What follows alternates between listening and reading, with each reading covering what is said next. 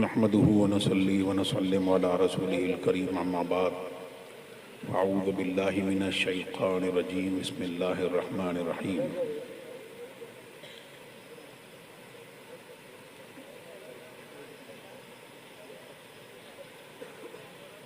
يا أيها الذين آمنوا اتقوا الله وكونوا مع الصادقين صدق الله العلي العظيم وبلغنا رسوله النبي الأمين الكريم ونحن على ذلك لمن الشاهدين والشاكرين والحمد لله رب العالمين.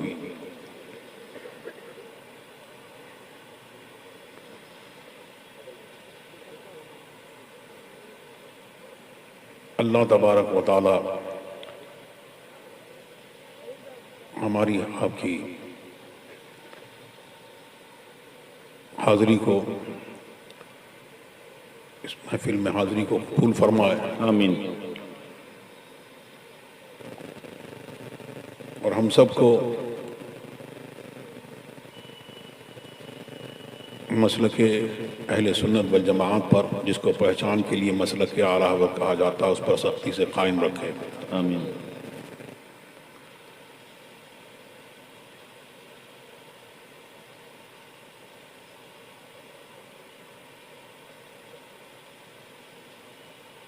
فتنوں کا دور ہے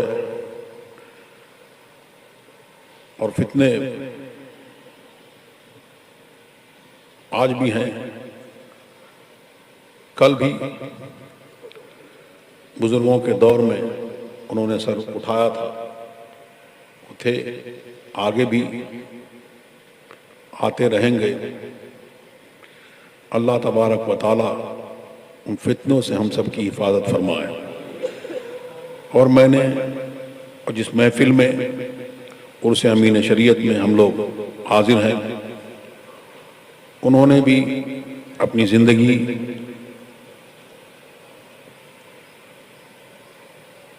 جو گزاری اور حضور مفتی اعظم ہند نور اللہ مرقدہ کے دامن سے لوگوں کو وابستہ کیا۔ اس سے پہلے 1969 سے پہلے 69 سن 69 سے پہلے حضور مفتی اعظم ہند کا مولانا شرف الدین صاحب نے بتایا کہ دورہ نہیں ہوا تھا، پھر حضرت کو، حضور مفتی اعظم ہند کو وہ لے کے آئے اور مولانا عاشق حسین صاحب نے وہ بتایا اچھی طریقے سے کہ وہ یہ لوگ نباس ہوتے ہیں، جانتے ہیں قوم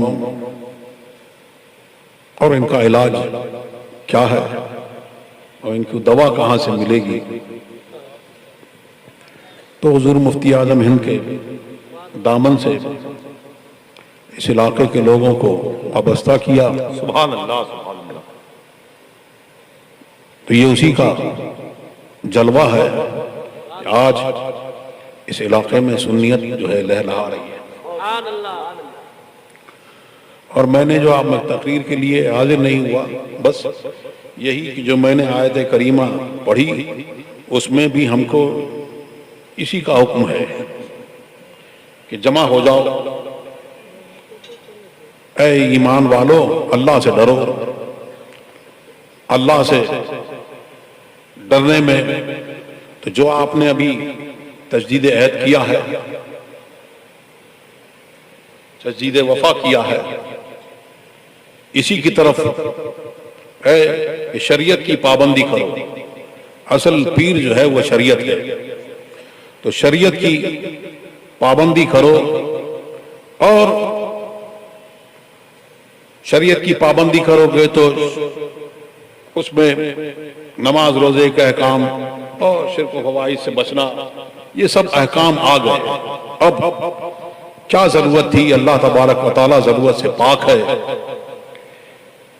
کونوا مع الصادقین، سچوں کے ساتھ میں ہو جاؤ۔ تو اللہ تبارک و تعالی نے ہماری اور آپ کی ضرورت کا انتظام فرما دیا، کیونکہ وہ رب وہ جانتا تھا کہ کوئی ایک قوم ایسی آئے گی اور شیطان اور انسان کے روپ میں شیطان اور جنوں کے روپ میں شیطان وہ بہکانے آئیں گے اور تقوی کے نام پر توحید کے نام پر لوگوں کو ایمان لوٹنے کی فکر کریں گے اور وہ چاہیں گے کہ ان کے ایمان پہ ڈاکہ ڈال رہے ہیں، لیکن ارشاد ہوا وَكُونُوا مَعَ الصَّادِقِينَ، سچوں کے ساتھ میں ہو جاؤ۔ تو اب ایک سچے کا دامن تھام لیا، ایک سچے کا دامن ہوا کہ سچوں کے ساتھ میں ہو جاؤ۔ اب سارے سچوں کے ساتھ میں تو ایک وقت میں ہوا نہیں جا سکتا، لیکن ایک ہے حکم تشریعی اور ایک ہے تکوینی۔ ہم مکلف ہیں تشریعی کے، ایک کا حکم ہوا، ہم نے حکم ہوا سچوں کے ساتھ میں ہو جاؤ، ہم نے ایک سچے کا دامن تھام لیا۔ حضور مفتی اعظم ہند کا دامن تھاما تو اعلیٰ حضرت ساتھ میں، سبحان اللہ، سبحان اللہ، حجت الاسلام سبحان اللہ، ناریرہ کے بزرگ ساتھ میں ہیں، سبحان اللہ، سبحان اللہ، یہاں تک کہ حضور غوث پاک کا دامن ہاتھ میں ہے، اللہ اور رسول تک پہنچ گئے۔ سبحان اللہ، زندہ باد، زندہ باد، سبحان اللہ، سبحان اللہ۔ اسی کو اعلیٰ حضرت نے یوں فرمایا کہ تیرے غلاموں کا نقش قدم ہے راہ خدا، وہ کیا بہک سکے جو یہ سراغ لے کے چلے۔ اللہ تبارک و تعالی ہم سب کو مسلک اعلیٰ حضرت پر قائم رکھے اور اسی پر ہمارا حشر فرمائے۔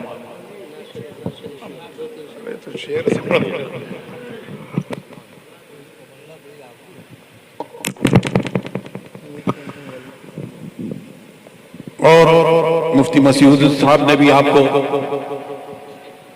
تقریر میں بہت سارا پیغام دیا، یہ بھی بتایا کہ آدمی جو ہے کہ اپنے رہنما کے ذریعے، امام کے ذریعے پکارا جائے گا کل قیامت کے دن۔ اور ہم کو انہوں نے یہ پیغام دیا اور اعلیٰ حضرت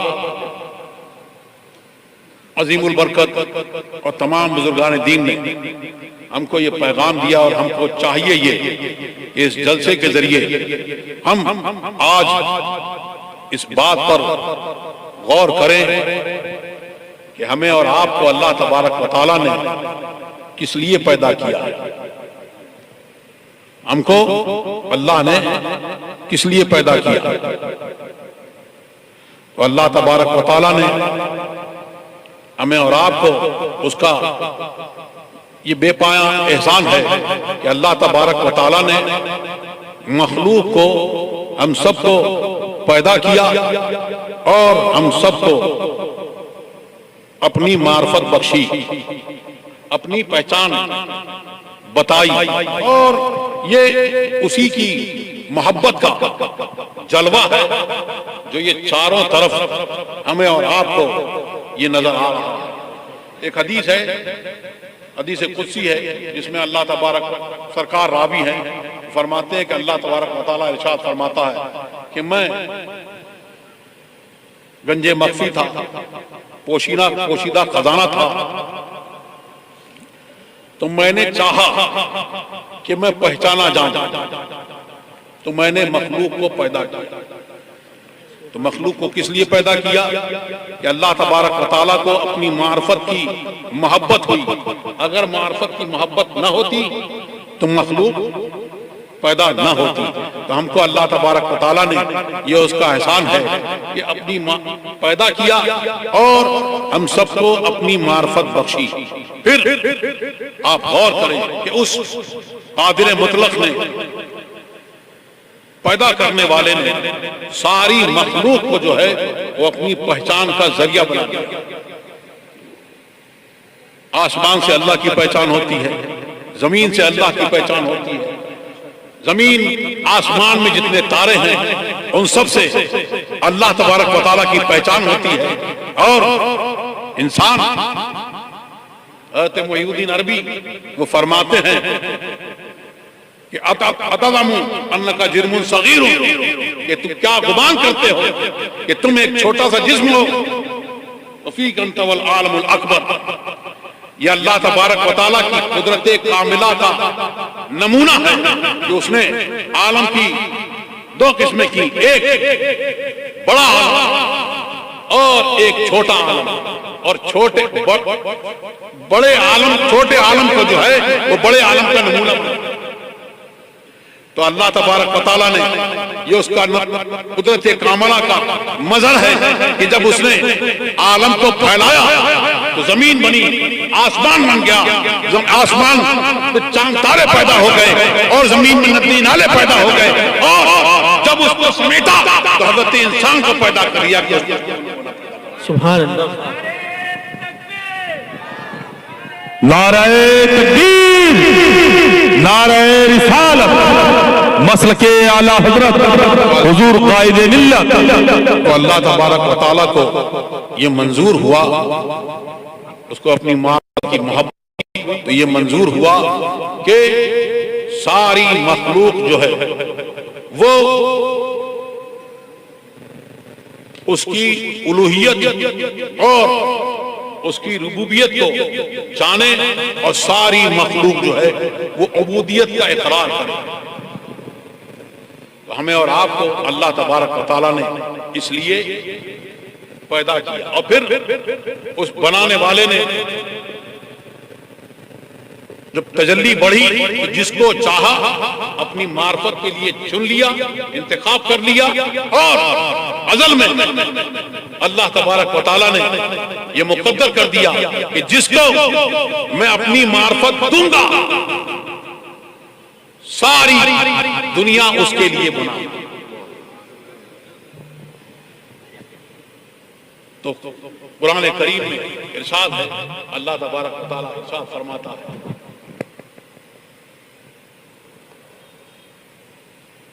کہ جو کچھ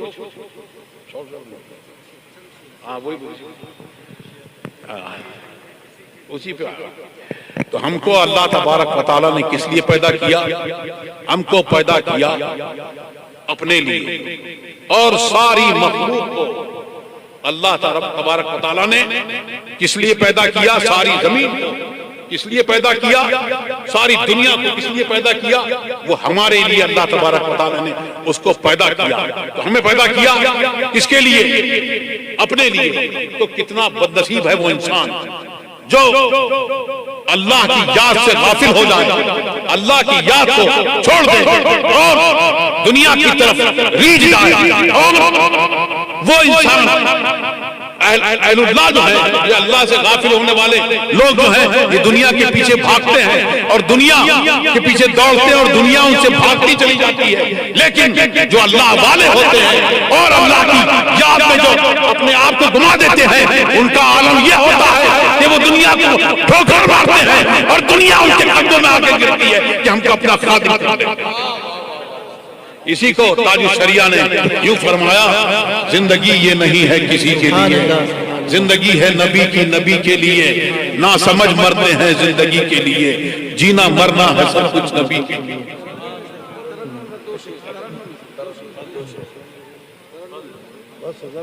اس آواز کی تاثیر اس چاپی بھی اللہ اللہ اللہ اللہ اللہ، زندگی یہ نہیں ہے کسی کے لیے، زندگی یہ نہیں ہے کسی کے لیے، زندگی ہے نبی کے لیے، واللہ واللہ واللہ واللہ واللہ، نہ سمجھ مرتے ہیں زندگی کے لیے، نہ سمجھ مرتے ہیں زندگی کے لیے، جینا مرنا ہے سب کچھ نبی کے لیے، واللہ واللہ واللہ واللہ واللہ، مسلک اعلی حضرت سلامت رہے، مسلک اعلی حضرت سلامت رہے، ایک پہچان دی